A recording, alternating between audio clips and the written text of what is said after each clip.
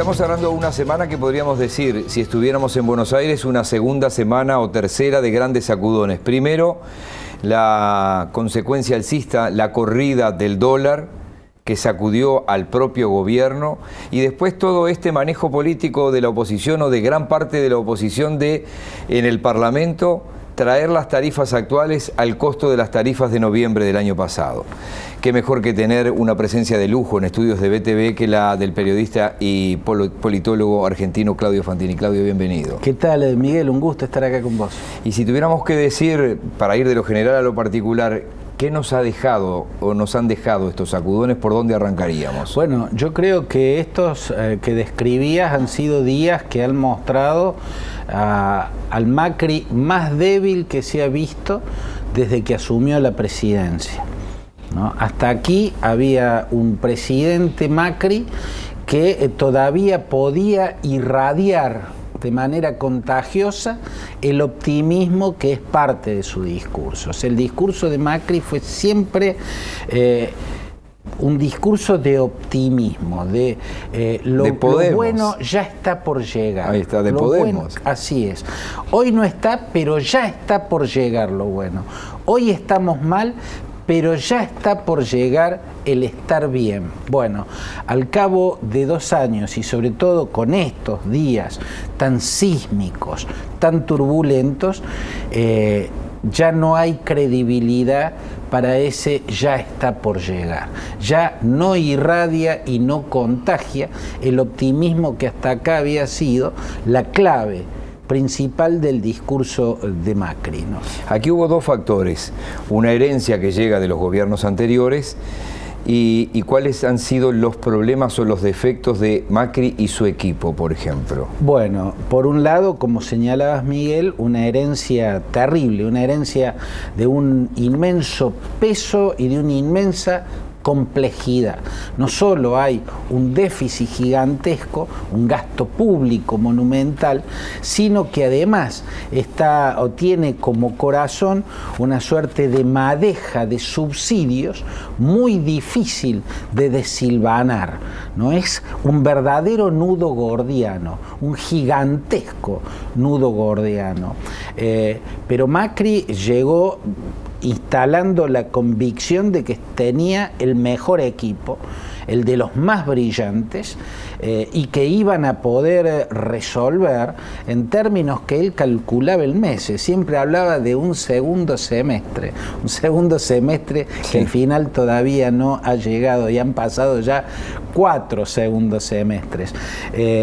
Con ese equipo se suponía que paulatina pero notoriamente iba a empezar a descender la inflación, y se suponía que paulatina pero notoriamente iba a empezar a descender el gasto y el déficit, y que muy fuertemente iba a subir la inversión.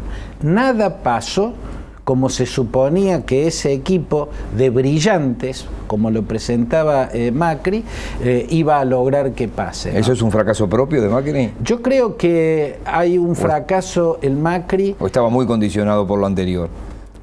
O sea, lo anterior era una herencia nefasta que encontró en él una fe que fracasó, una fe que estaba equivocada.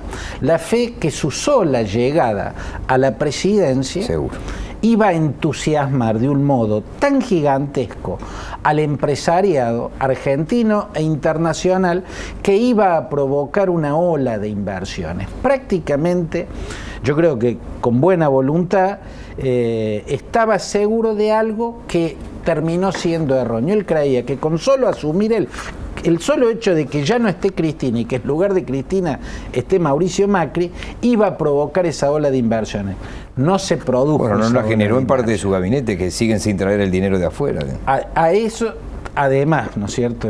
Como señales. Con casos como el del ministro Aranguren, el de Energía, que le dijeron por qué no traía sus millones de dólares que tiene en el exterior y dijo, lo voy a traer cuando el país sea creíble, cuando sea confiable. Bueno, que alguien que es parte de un gobierno... Si no es confiable para vos, alcanzame el pasaporte y me voy. ¿Qué queda para los demás? Claudio, y cuando deciden firmar esta carta de intención nuevamente con el Fondo Monetario, ¿era la única salida? Vos que estás allí adentro con analistas económicos, además de analistas políticos como tú, ¿era lo único que tenía para hacer? ¿Es lo único que tiene para hacer? Porque todavía el trámite está en trámite. Bueno, todavía le quedaba un resto, pero lo que estaba viendo claramente era la pendiente en la que se estaba deslizando. Entonces adelantó un poco el tiempo y creo que fue acertado, porque en definitiva la pendiente no se iba a revertir.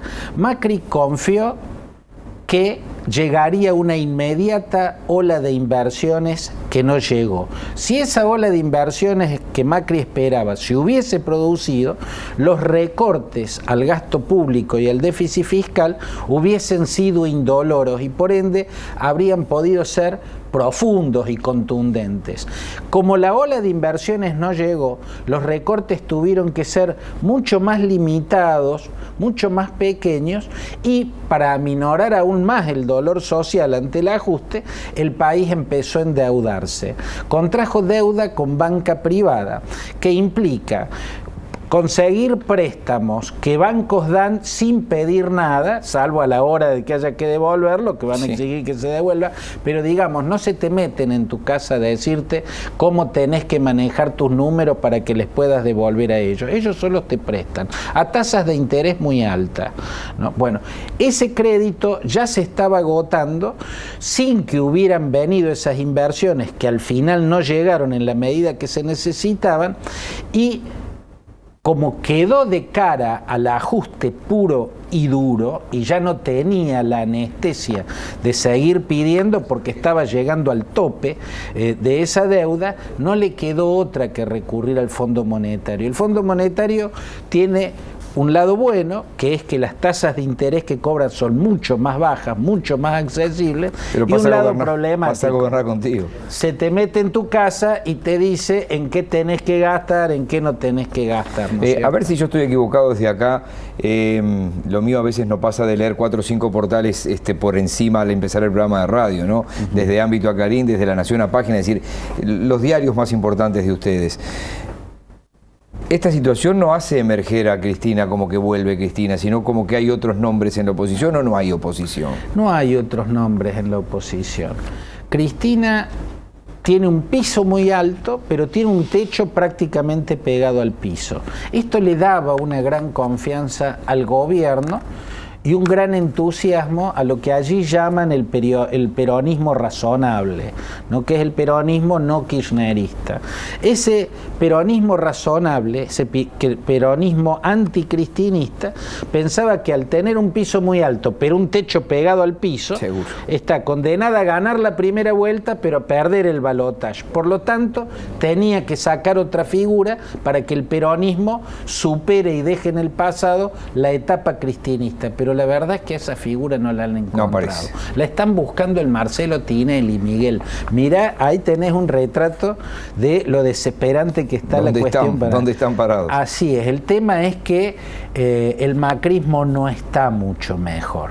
La figura de Macri en estos aciagos días, ¿no?, ha volatilizado velozmente la credibilidad del presidente y el músculo político del presidente. Lo que tiene Cambiemos es que le queda todavía una carta fuerte, la gobernadora de Buenos Aires, María Eugenia Vidal.